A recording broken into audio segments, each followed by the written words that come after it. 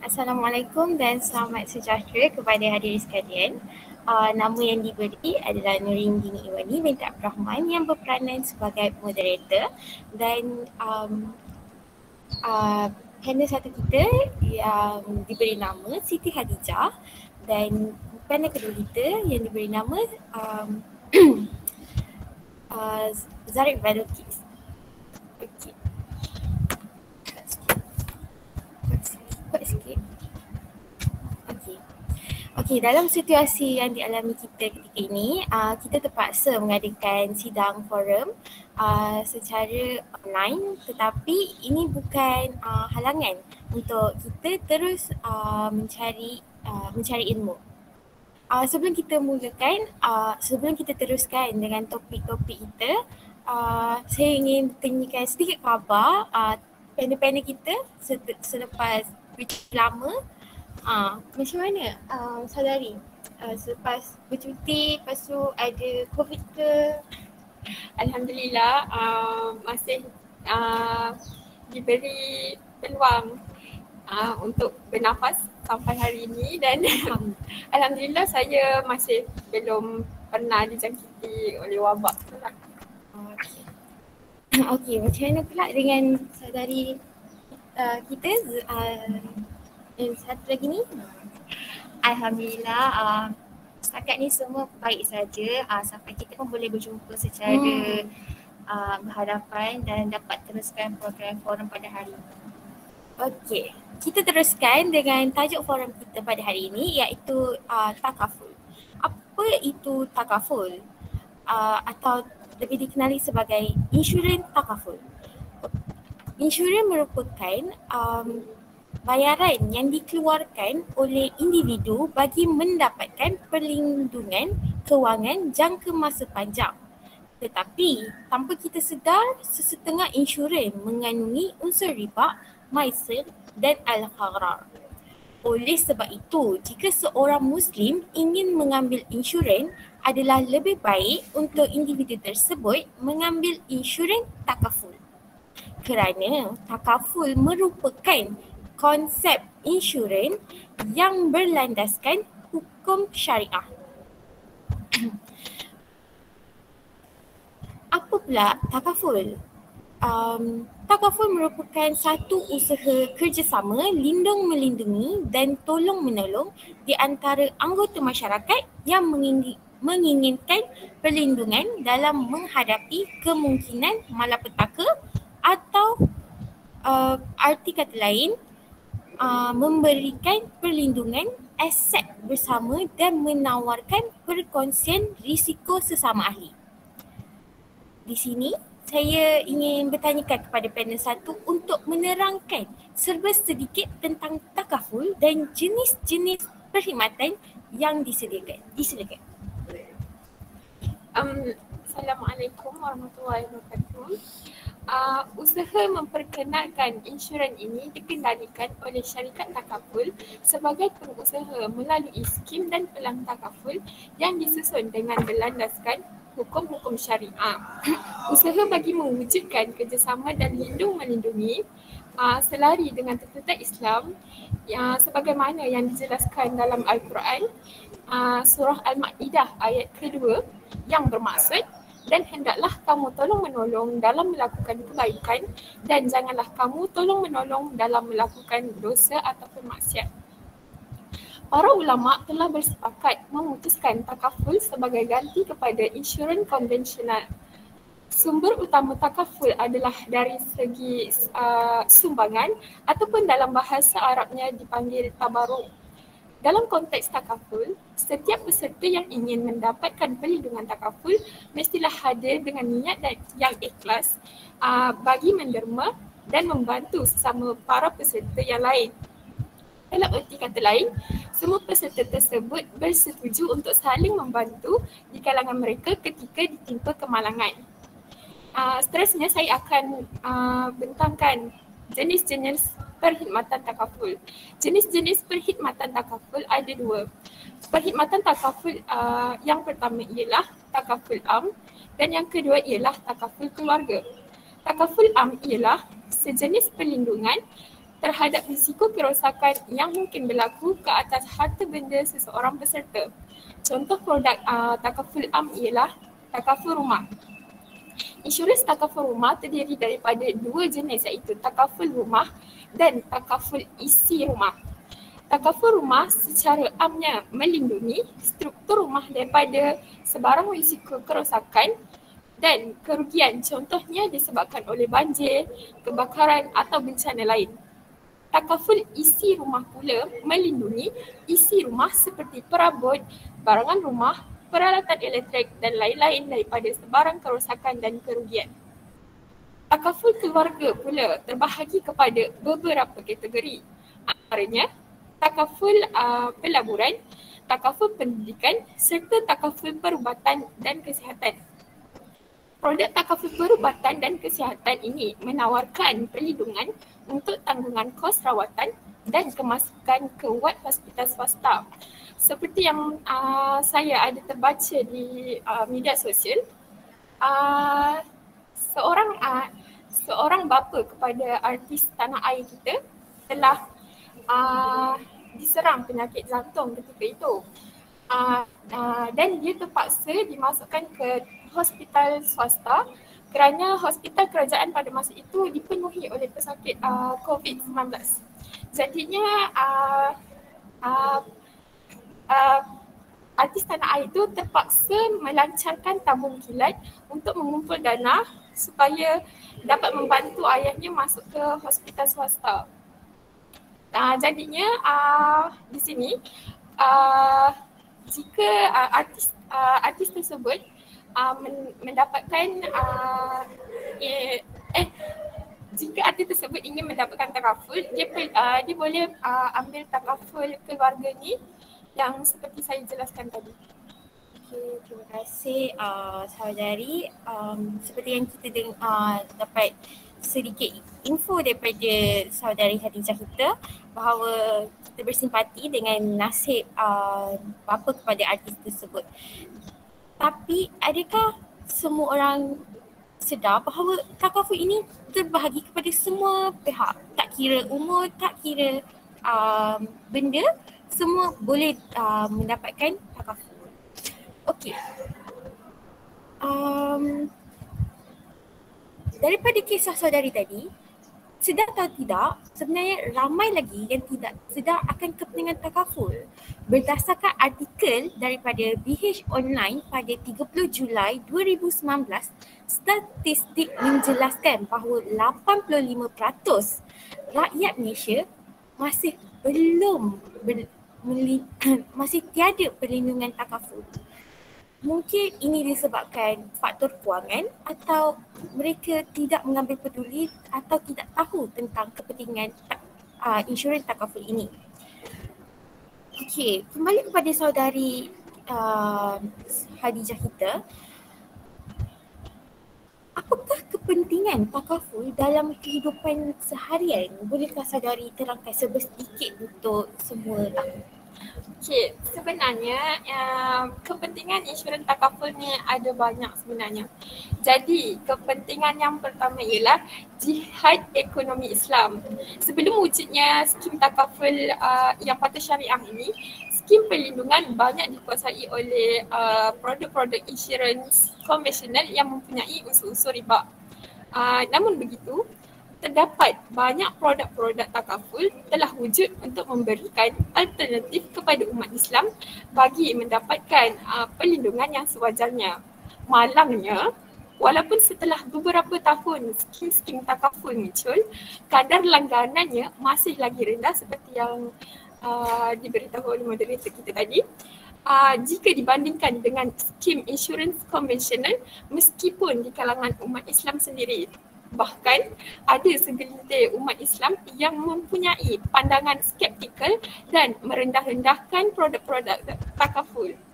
Bukan sahaja tidak menyokong, malah diburuk-burukkan lagi dengan langsung tidak diberikan apa-apa cadangan untuk penambahbaikan. Kepentingan takaful yang kedua ialah bersedia berhadapan dengan risiko. Hakikatnya, semua manusia berhadapan dengan risiko kematian dan penyakit. Cuma bila dan bagaimana saja kita tak tahu kan. Tetapi harus diingat, kebarangkalian untuk kematian dan penyakit ini datang menjengah kita akan meningkat sepanjang dari hari ke hari. Setiap hari berlalu, kita semakin mendekat dengan kematian yang telah ditentukan olehnya. Semakin banyak kita bergerak dengan kenderaan di jalan raya, semakin tinggi kebarangkalian untuk kita mendapat kemalangan. Semakin bertambah usia, semakin tinggi risiko untuk mendapat penyakit. Jadi, perlindungan takaful boleh menyediakan diri dari segi kewangan untuk berhadapan dengan penyakit ataupun kemalangan. Apabila kematian berlaku, sekurang-kurangnya ada pampasan untuk isteri dan anak-anak. Apabila kelumpuhan berlaku, ada pampasan untuk menggantikan punca pendapatan yang terjejas. Apabila diserang penyakit, ada pampasan untuk membayar bil-bil dan keperluan rawatan. Bak kata patah Melayu, sediakan payung sebelum hujan. Itu saja. Terima kasih saudari. Okey, seperti kita tahu jika sebuah keluarga kehilangan bapa ataupun punca mereka untuk mendapatkan sumber kewangan, kebanyakan ibu dan anak-anak yang masih hidup berada dalam keadaan susah sebab mereka sebelum ni tidak bekerja mengharapkan bapa, tetapi apabila bapa mereka sudah tiada, ia membuatkan kehidupan mereka menjadi sukar. Jadi sediakan payung, seperti yang saudara kita kata, sediakan payung sebelum hujan supaya tidak membebankan orang lain setelah kita tiada. Okey, kita juga sedar bahawa dunia telah dijangkiti wabak COVID-19. Bolehkah saudari terangkan bagaimana takaful minta saudari mengulaskan sedikit bagaimana takaful membantu masyarakat pada musim pandemik COVID-19 ini daripada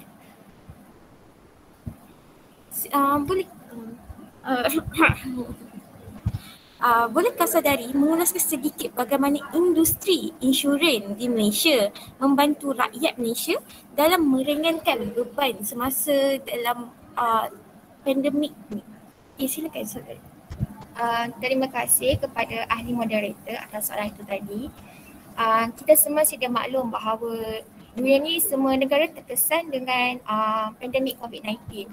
Mungkin masa kehidupan seharian, penduduk mungkin tak sedar pun apa kepentingan insurans dan takaful. Tapi sejak adanya musim pandemik COVID-19 ni, kita boleh nampak sikit demi sedikit apa sebenarnya kebaikan insurans dan takaful pada musim pandemik ni. Okay, pada amnya sebenarnya Persatuan Insurans Malaysia pernah berkata bahawa macam kes-kes pandemik ni dia tidak akan dilindungi oleh insurans dan takaful. Tapi kes pengecualian ini dibenarkan sebab bukan selalu berlaku macam kes pandemik ni. Jadi mungkin berlaku sekali seumur hidup macam kes-kes seperti ini kan.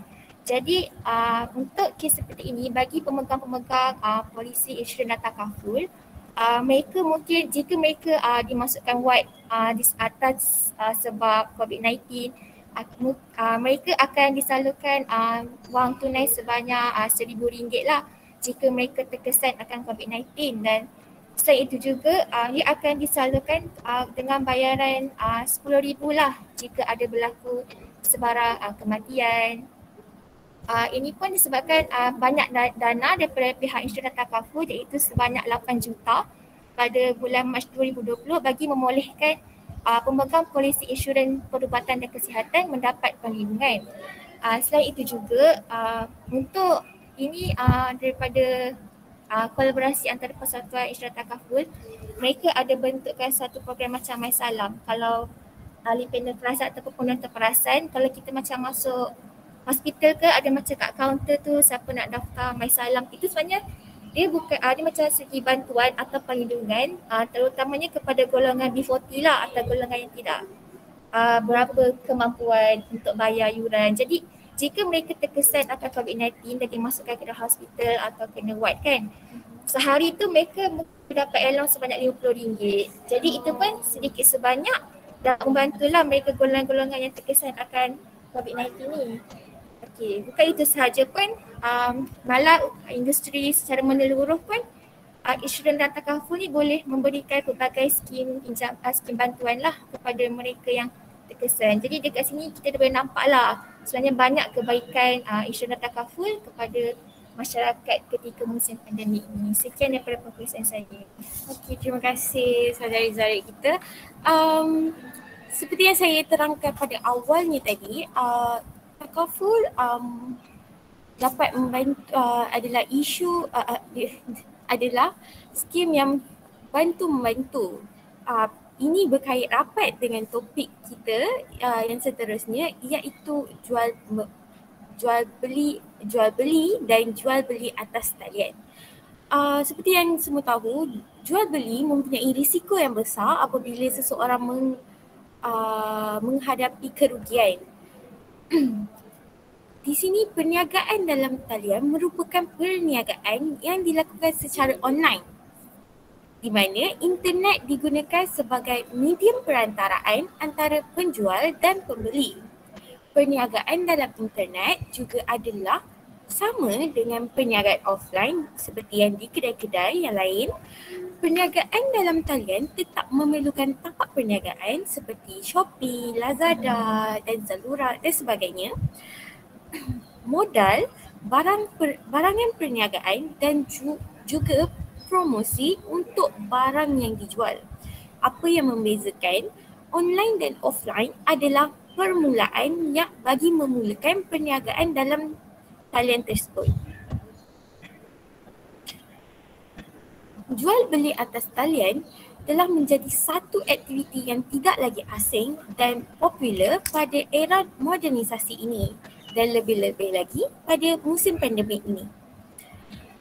Apa itu jual beli? Jual beli adalah jual beli menurut bahasa adalah tukar menukar secara mutlak.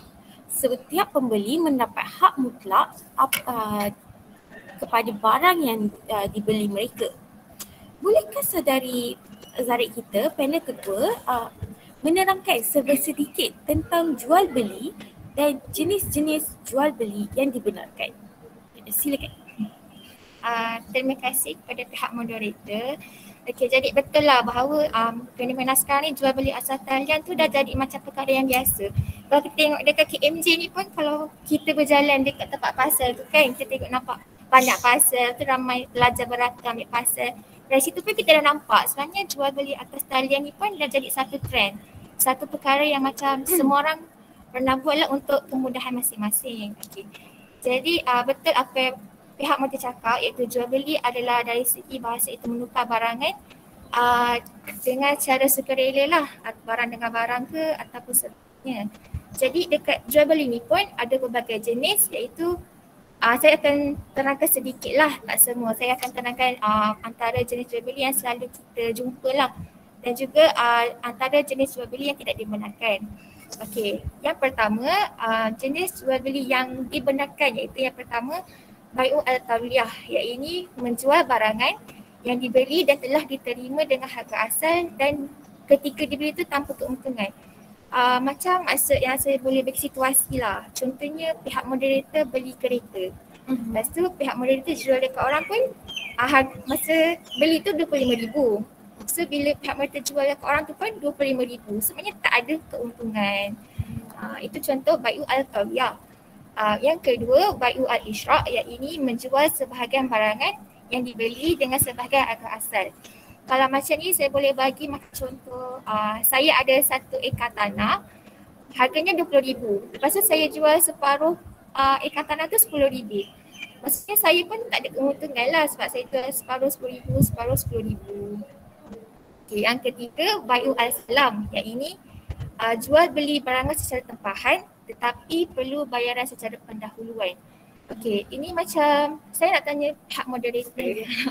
Apa contoh jual beli bai'u al-salam yang pernah pihak moderator lakukan? Macam Sebab saya rasa ramai je orang buat jual beli baju Al-Salam ni. Rasanya kalau yang masih trend pada sekarang ni, memandangkan kita dah nak raya, kebanyakannya orang akan buat bai'un Al-Salam ni tadi kepada baju. Ya, baju raya, hantar kain kena hantar deposit juga ya. Lepas tu rumah pun macam juga pada situasi saya macam tu lah. okey. Mungkin betul lah apa moderator cakap, sebab mungkin kita barang pendahuluan tu maybe penjual tu nak sedikit modal nak beli barang yang dia nak buat tu, ataupun saya bagi contoh macam nak beli rumah kan, mesti kena bayar deposit dulu. Contohnya nak rumah macam ni kena bayar dia pendahuluan dulu kan. Itu adalah antara contoh bai'u Al-Salam. Seterusnya bai'u Al-Murabahah, iaitu menjual barangan yang dibeli dan telah diterima dengan harga asal ketika dibeli dengan tambahan keuntungan. Contoh yang saya bagi ni macam rumah tu dia beli harga RM50,000, lepas tu dia jual dekat orang tu harga RM55,000. Maksudnya dia ambil keuntungan sebanyak RM5,000. Okey, berbeza dengan bai'u Al-Wadi'ah, iaitu menjual barangan yang dibeli dengan diturunkan sedikit harga.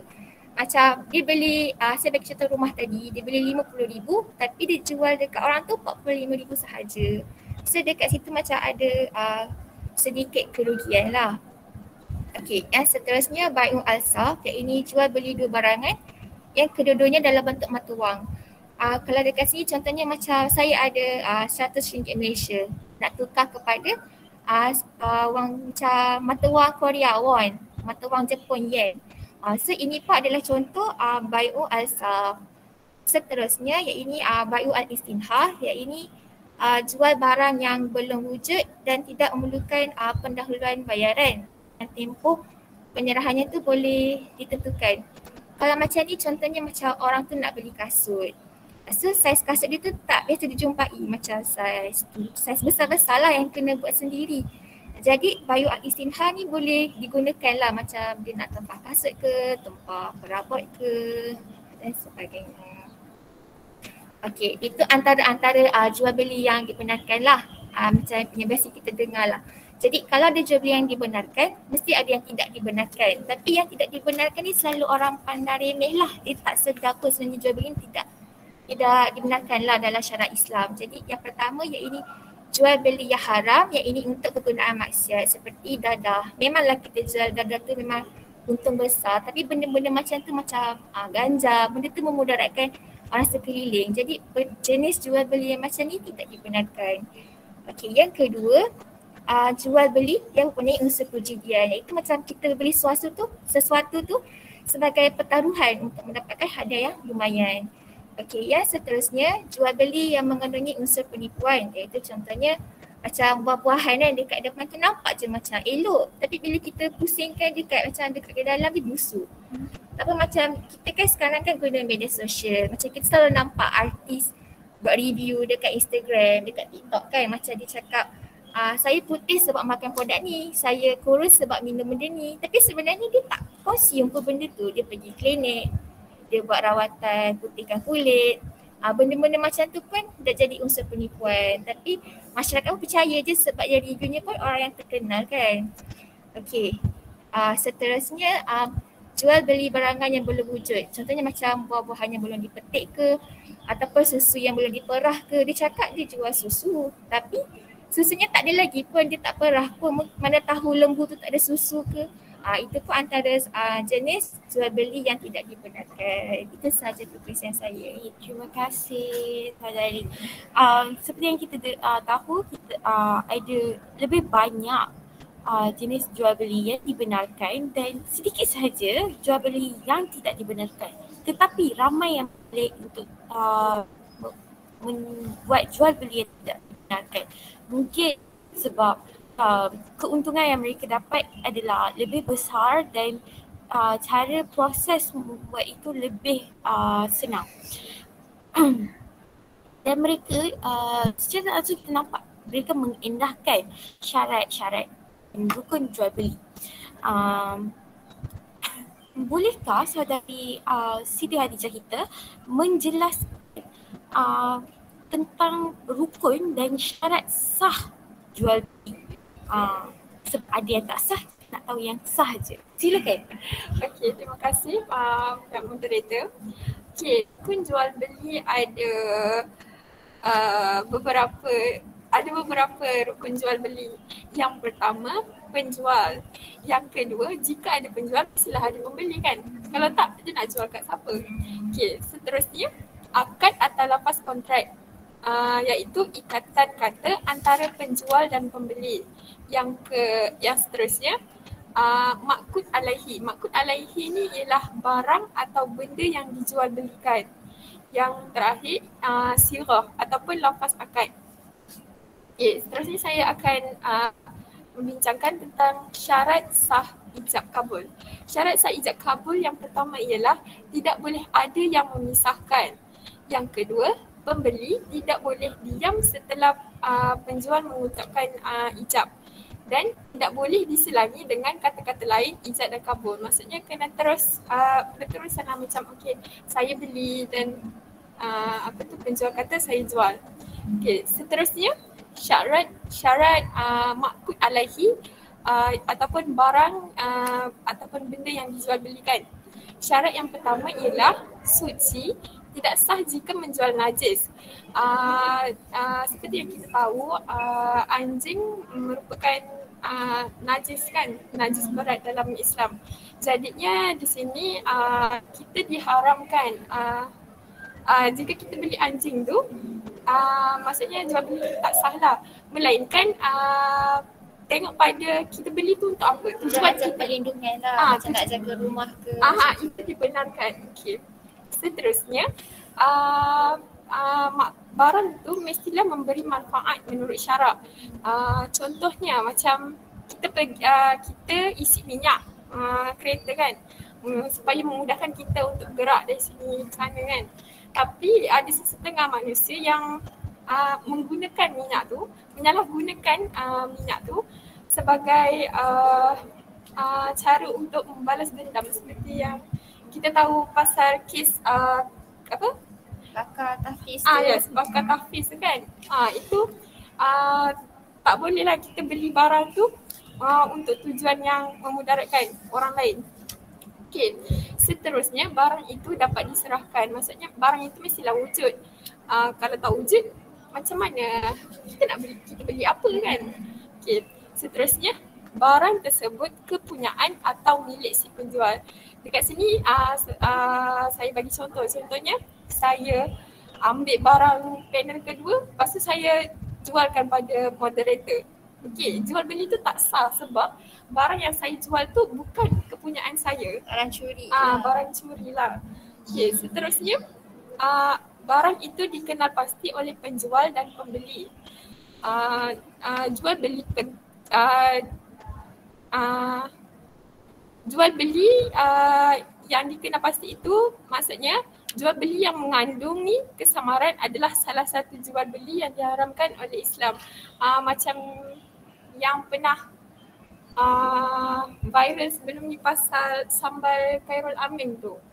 Yang dia buat seakan-akan sama dengan sambal Khairul Amin tu, tapi itulah, itu contoh makan alaihi barang yang tak sah lah dijual belikan sebab kita tiru kopi ori orang lain punya. Okay. Itu sahaja penerangan daripada saya. Okey, terima kasih Salari. Seperti yang kita ketahui, sebenarnya jual beli ni mempunyai akad. Kalau penonton pernah dengar, jika anda pergi ke kedai yang memang dikendalikan oleh orang Islam, dia akan cakap saya beli lebih kurang minta saya jual lebih kurang minta halal, macam tu. Itu adalah akad yang jelas dan baguslah untuk kita contohi bagi untuk semua penjual dan pembeli.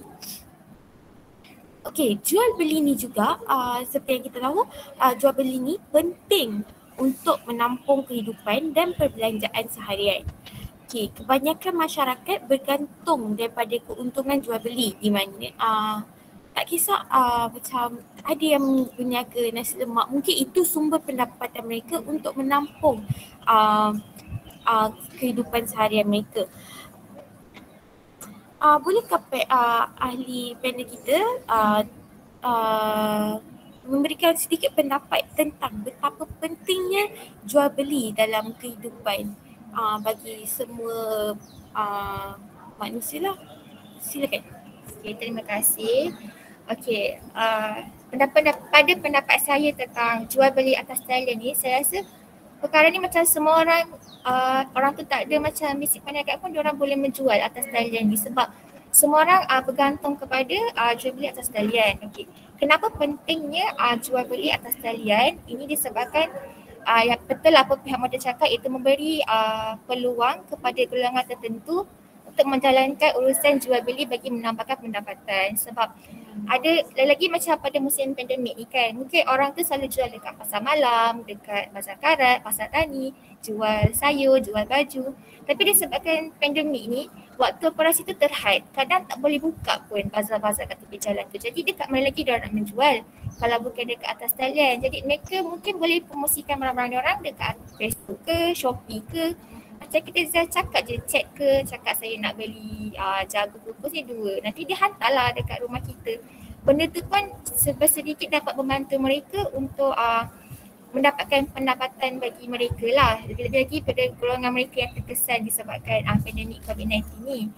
Okay, seterusnya memudahkan masyarakat memperoleh barang keperluan mereka. Hari ni pun sebab masa pandemik hari tu pun kita kena mengawal pergerakan. Tak semua orang boleh keluar rumah, kita nak mengelakkan jangkitan tu kan. Jadi masa ni pun ramai orang buat macam jual barang bahan kering, barang basah, macam nak beli bawang ke hantar depan rumah, itu pun dah memudahkan masyarakat. Macam nak beli baju ke dekat Shopee pun boleh, tahu-tahu dah sampai rumah. Benda tu pun dapat memudahkan masyarakat. Okay, yang seterusnya memwujudkan nilai kerjasama bantu-membantu antara satu sama lain. Nilai ni dapat diterap macam kalau kita saya beli macam pihak mereka jual kerepek ke, lepas tu saya beli, saya makan, saya promote dekat Facebook cakap kerepek ni sedap lah, rangup lah. Jadi benda tu kalau orang tengok mesti rasa nak beli, rasa macam nak cuba. Jadi benda macam tu pun kita dapat mewujudkan sikap saling bantulah bagi mereka yang terkesan atas disebabkan COVID-19 ni. Okay, yang terakhir sekali, membantu masyarakat mendapatkan sesuatu barang dengan cara yang halal dan diredai Allah. Mungkin ramai ragu-ragu tentang macam boleh ke beli macam ni atas talian, so mungkin tak sama dengan kita beli berhadapan kan. Tapi kalau orang tu mengikut syarat-syarat yang ditetapkan, insyaAllah jual beli kita tu sah dan dapat mengelakkan daripada unsur riba dan unsur penipuan. Sekian daripada saya.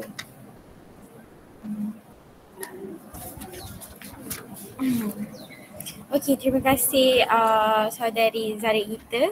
Okey, kita dah dengar banyak positif tentang positif side untuk jual beli ni. Sedar tak, walaupun banyak positif side, mesti ada juga negatif side untuk jual beli ni. Setiap yang baik ada yang buruk. So mesti ada cabaran dan masalah dalam pembelian di atas talian. Ya, sebab Tinjauan Suruhanjaya Komunikasi dan Multimedia Malaysia SKMM menunjukkan peningkatan dalam penggunaan internet termasuk dalam sektor perniagaan dengan kemunculan peniaga baharu ibarat cendawan tumbuh selepas hujan. Mungkin sebelum ni platform seperti Shopee, Lazada, Zalora dan semua platform yang memang dikhaskan untuk jual beli famous, tapi mereka juga ada yang start bermula penjualan mereka di Instagram, di mana itu bukannya platform jual beli, itu platform media sosial. Setelah wujud aplikasi baru seperti TikTok, mereka cuba berkecimpung untuk start menjual di aplikasi TikTok pula. Perkara ini membawa kepada kunjungan trafik tinggi terhadap platform pembelian dalam talian. angka kes penipuan juga meningkat pada 2020 berbanding tahun sebelumnya. Mungkin sebab pada tahun 2020 kita mengandungi menjalani kuarantin lockdown di mana ramai orang yang membeli di atas talian dan tanpa mereka sedar mereka telah ditipu sebab kita pun tak boleh nak bergerak, nak pergi pada polis, nak buat report pun susah. Jadi penipu mengambil kesempatan dalam keadaan mereka yang duduk di rumah tu. Okey. Bolehkah saudari panel satu kita, saudari Khadijah kita memberikan contoh-contoh perkara yang tidak diingini berlaku dalam jual beli atas talian? Sebab yelah, orang pun tak naklah beli kasut di Lazada, beli saiz 7 dapat kecil je macam tu. So silakan saudari. Okey, antara cabaran dan masalah-masalah yang sering berlaku dalam jual beli atas talian ialah peniaga itu sendiri boleh memalsukan identiti dan menjual barangan yang sama sekali tidak wujud di pasaran. Maksudnya dekat sini kita sebagai pembeli kita tertipu lah kan. Peniaga tu dia cakap dia ada jual ni tapi barang tak wujud pun, tak ada pun sebenarnya. Okey. Seterusnya, kaedah periklanan juga sering membuatkan pengguna tertipu, terutamanya apabila perihal yang dinyatakan tidak selari dengan barang diperoleh. Contohnya macam kita beli baju lah kan, kita pilih saiz L, tiba dapat saiz S. Kan kat situ maksudnya kita tertipu lah dengan sebab sebelum kita beli kan mestilah kita akan check dia punya size chart tu kan. So tapi bila benda yang kita nak tu tak dapat macam apa yang kita nak, tak sama macam apa yang diiklankan, so dekat situ kita akan rasa kecewa lah. Okay. Seterusnya mudah terpengaruh dengan tawaran harga murah. Okey, benda ni sangat sinonim lah lagi-lagi dengan kita wanita ni kan.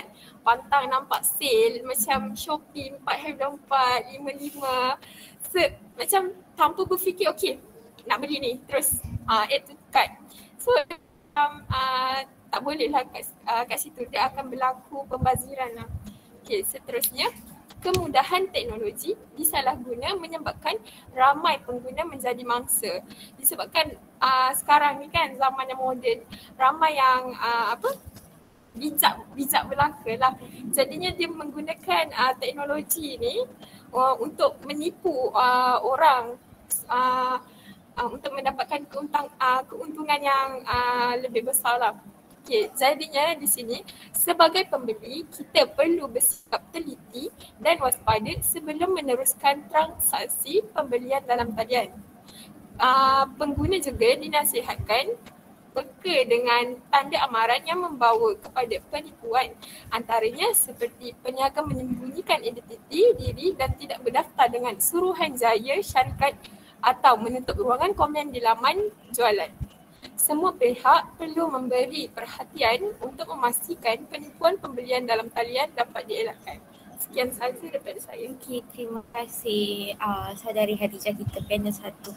Okey, mungkin ramai yang tersilap dengan ramai yang sedikit confused dengan istilah ditipu dan penjual tersilap menghantar barang. Tapi jika di Shopee mereka membuat satu platform, satu jangka masa di mana pembeli boleh membuat penukaran. Di situ kita nampaklah dia cuba untuk memberi perkhidmatan yang terbaik untuk pembeli membeli di platform mereka. Okey, di sini saya simpulkan pandemik COVID-19 telah mempengaruhi corak pembelian masyarakat kini yang lebih cenderung untuk membeli secara atas talian kerana dengan cara ini rangkaian penularan COVID-19 dapat dikurangkan. Okey, syarikat takaful pula berperanan sebagai alternatif lain untuk menjauhi insurans konvensional yang mempunyai unsur riba, my sale dan al-gharar. Untuk pengetahuan penonton sekalian, sistem takaful bukan sahaja memberi manfaat kepada umat Islam sahaja, tetapi juga memberi manfaat kepada semua ahlinya tanpa mengira agama dan kaum dan agama yang mereka anuti. Sekian itu sahaja daripada kami. Sesi forum kita akan diakhiri dengan sesi soal jawab daripada hadirin sekalian. Sekian, terima kasih.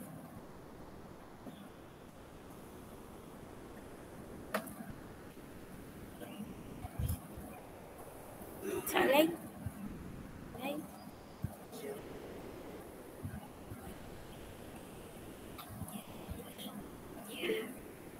Okey, ya. Boleh buka mic, boleh type je ke macam mana? Okey, soalan saya. Insurans takaful ni hanya layak pada yang berkemampuan je ke ataupun jadi macam bagi yang tak mampu, bagaimana untuk macam memiliki insurans, terutama insurans nyawa yang dikatakan sangat berfaedah tu? Maksudnya maksud penonton macam jadi dia tak mampu kalau dia nak mohon insurans nyawa tu ke?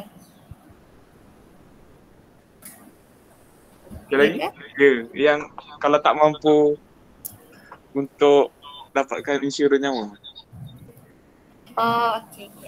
Okey, saudari boleh menjawab soalan daripada Cik Muhammad Nakib kita. Okey, terima kasih saudara Muhammad Nakib. Okey, untuk soalan tadi saya akan cuba ulaskanlah. Okey. Kalau dari segi maqasid syariah, dari segi kepentingan kita ada 3 jenis, iaitu darurat, hajiat dengan tahsiniat. Okey, kalau dalam takaful ni dia bukan dalam kategori darurat, dalam kategori tahsiniat, iaitu kalau ada pun tak ada masalah, kalau tak ada pun tak ada masalah, macam ada alternatif lain. Mungkin memang ada golongan yang tidak mampu untuk membayar insurans, terutamanya untuk perlindungan nyawa, kalau ada luka kemalangan ke apa. Mungkin kalau mereka betul-betul tidak mampu, dekat kawasan rumah kita kan mesti ada macam hairat kematian. Macam kawasan kejiranan kan, macam surau ke, ahli AJK surau ke, mesti datang rumah macam kutip untuk duit hairat kematian. Kalau untuk hairat kematian, jumlah yang perlu kita bayar tu tak sebanyak insurans. Mungkin sebulan RM20. Mungkin dari situ pun kita boleh dapat wang pulangan, wang bantuan jika memerlukan. Sebab kadang ada isu macam tak cukup 300 untuk ke bumi, tak cukup duit untuk tempat ambulans. Jadi seperti macam wang hairat kematian ni pun mungkin boleh membantu dari golongan yang betul-betul tidak mampu, yang tidak mampu untuk mohon insurans nyawa. Tak pun mungkin yang sekarang ni pun saya rasa dah banyak dah insurans yang murah-murah, harga berpatutan. Mungkin awal kita bayar tak banyak, jadi mungkin pulangannya pun yang kita dapat bantu pun taklah sebanyak kan. Jadi tapi untuk soalan Muhammad Nakib ni, kalau macam betul dia macam tak mampu untuk memohon insurans nyawa tu, mungkin dia boleh boleh guna alternatif lain seperti hairat kematian. Okay, terima kasih saudari Zari. Adakah itu menjawab persoalan saudara Muhammad Nakib? Jawab. Okey, terima kasih. Ada soalan lain daripada sidang penonton?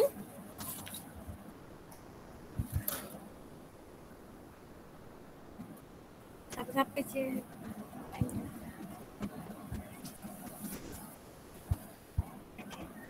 Ada?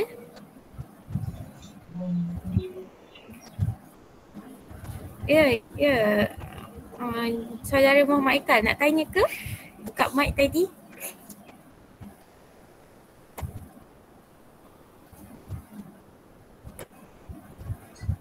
Saya ingin bertanya. Ni bisnes. Nak tanya apa tu? Bagaimana isu gharar dan riba boleh berlaku dalam insurans konvensional? Okey, soalan yang diajukan adalah bagaimana isu gharar dan riba boleh berlaku dalam insurans konvensional. Bagaimana saudari? Okey. Macam mana boleh berlaku? Bagaimana isu gharar dan riba ni boleh berlaku dalam insurans konvensional? Okay, pada permulaannya kita mesti tahu gharar tu apa.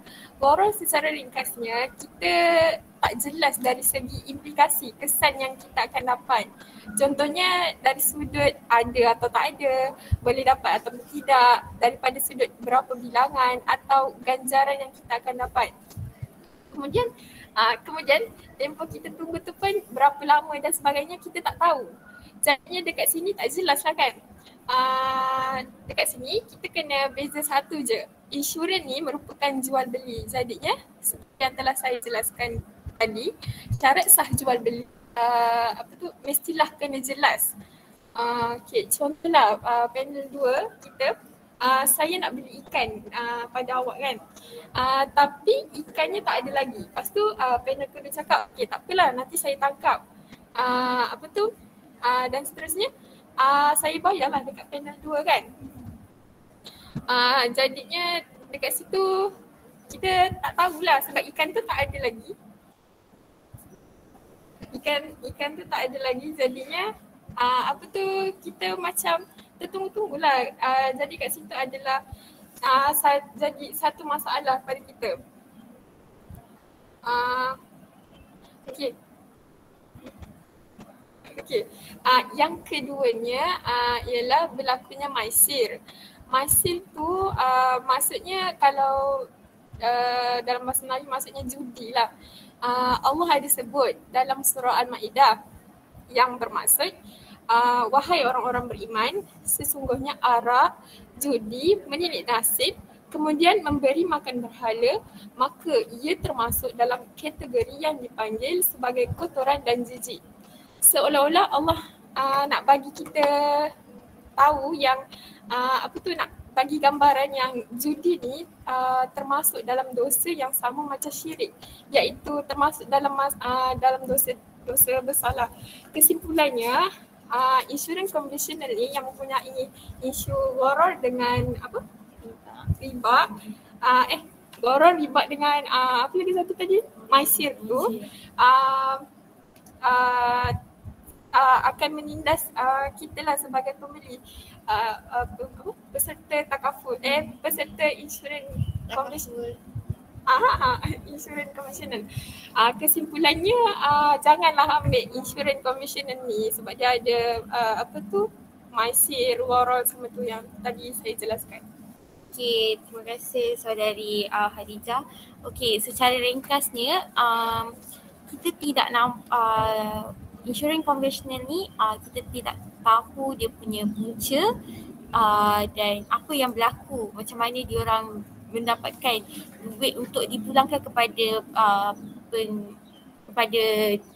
pengguna mereka. Okey, terima kasih. Adakah itu menjawab soalan Muhammad Encik Faiz kita? Menjawab. Menjawab tak menjawab? Jawab. Menjawab lah kot. Okay. Ada apa-apa soalan lagi? Kalau tak ada, kita tamatkan forum kita ini di sini. Saya tiada soalan. Terima kasih.